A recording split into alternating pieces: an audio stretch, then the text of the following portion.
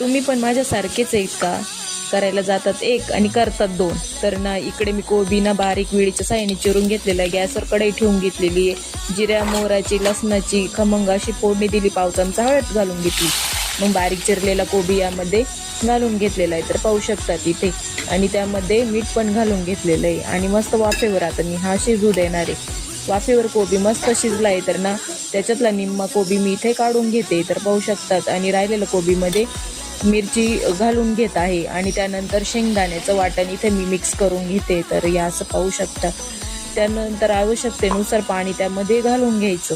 पाणी घालून घेतलं का चांगली खळखळून उकळी येऊन द्यायची. बारीक चिरलेली कोथिंबीर यामध्ये घालून घ्यायची. घालून घेतली का आपली मस्त पातळ कोबीची भाजी तयारी. तुम्ही भातासोबत खा नाही तर भाकरीसोबत खा. आता लगेच चला दुसऱ्या भाजीची तयारी करू. कोबी जी राहिलेली होती ना मी काढलेली होती अर्धी. तर ना ती इकडे मी कढईमध्ये परत व्यवस्थित थोडी परतून घेतली आणि त्यानंतर ना त्यामध्ये चवीनुसार मिरची घालून घेतली आणि बारीक चिरलेली कोथिंबीर घालून यामध्ये मिक्स करून घेतली. तर मग आपल्या झटपट एकाच कोबीपासून 2 भाज्या तयार आहे. या तेल पण कमी लागतं आणि कमी साहित्यामध्ये 2 भाज्या तयार.